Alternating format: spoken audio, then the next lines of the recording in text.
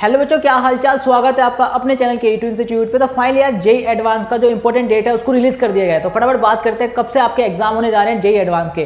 तो देखो इनके ऑफिशियल वेबसाइट पे आप आके देखना कि यहाँ पे बोला जा रहा है कि इंपॉर्टेंट डेट्स आपका आ चुका है, जो कि कब है 18 मई संडे को, यानी 18 मई संडे को आपका जेई एडवांस का एग्जाम होने जा रहा है। ठीक है, इन्होंने पेपर 1 की टाइमिंग जो है मेंशन कर दी है कि 9 से 12 है एंड पेपर 2 की टाइमिंग 2:30 से 5:30 की है। ठीक है, तो ये टाइमिंग इन्होंने यहाँ पे बता दिया, शेड्यूल बता दिया है जेई एडवांस का। ओके, देन उसके बाद बच्चों का डाउट होता है कि सिलेबस का। तो भाई देखो इन्होंने सिलेबस का भी यहाँ पे बता दिया है, आप जाके यहाँ से सिलेबस अपना चेक कर सकते हो। ठीक है, इसका लिंक मैं डिस्क्रिप्शन में डाल दूंगा, आराम से तसल्ली से चेक कर लेना। देन उसके बाद अगर मैं बात करूँ आपका किसका एलिजिबिलिटी क्राइटेरिया की, कौन कौन से बच्चे जेई एडवांस दे सकते हैं, तो देखो भाई यहाँ पे इन्होंने क्या बोला है।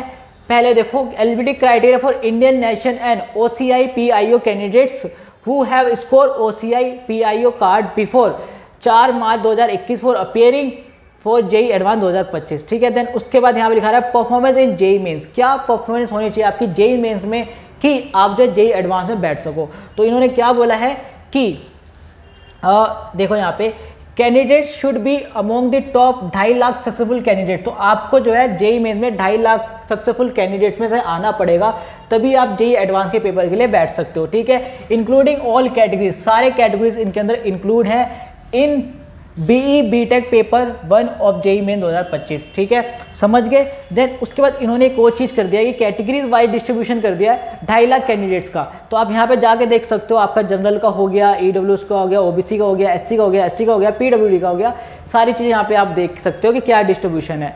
ओके, देन उसके बाद अगर हम बात करें एज लिमिट की, बहुत सारे बच्चों का डाउट होता है एज लिमिट का। तो देखो भाई इन्होंने एज लिमिट का भी यहाँ पे जो है बता दिया है कि एज लिमिट क्या होने वाली है। एक सेकेंड, ये रहा एज लिमिट। तो यहाँ पे आप जाके देख सकते हो एज लिमिट का, एक सेकेंड, ये रहा। ठीक है, तो यहाँ पे बोला जा रहा है कि candidate should have been born on या after 1 October 2000।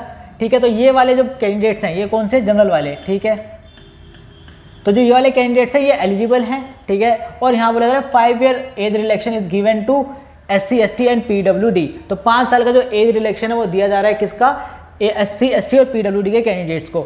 This candidate should have been born on और आफ्टर 1 अक्टूबर 1995। ठीक है, तो ये वाले जो बच्चे हैं ये भी एलिजिबल हैं जेई एडवांस के लिए। ठीक है, समझ गए।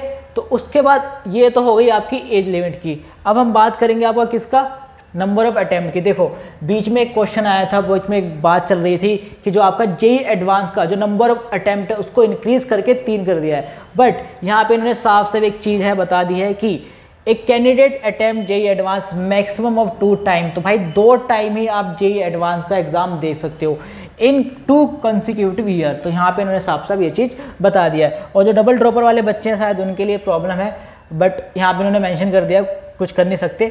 और यहाँ पे बोला जा रहा है कि अपीयरेंस इन क्लास 12। तो भाई क्लास 12 में क्या अपीयरेंस होनी चाहिए, आप यहाँ पे देख लो कि यहाँ पे क्या बोला जा रहा है कि एक candidate should have appear for the class 12 examination for the first time in either 2024 और 2025। तो जिन बच्चों ने फर्स्ट टाइम अटेम्प्ट किया अपना क्लास 12 2024 या 2025 में with subject of physics chemistry mathematics as a compulsory subject, तो ये बच्चे जो है पार्टिसिपेट कर सकते हैं जेई एडवांस में। ठीक है, देन उसके बाद एक और चीज़ हमें बता दी इन्होंने कि candidates who had appear in class 12 examination for the first time in 2023 और earlier are not eligible appear in JEE advance. तो भाई देखो जिन बच्चों ने क्लास 12 एग्जामिनेशन में 2023 में दिया था क्लास 12 का एग्जामिनेशन और या 2022 में दिया था, वो बच्चे जो है एलिजिबल नहीं है पार्टिसिपेट करने के लिए। ठीक है, समझ गए हो। देन उसके बाद ये पढ़ लेना आप। और अब हम बात कर लेते हैं आपका किसका, अर्लियर एडमिशन एट IIT। तो भाई ये है आपका अर्लियर एडमिशन एट IIT का।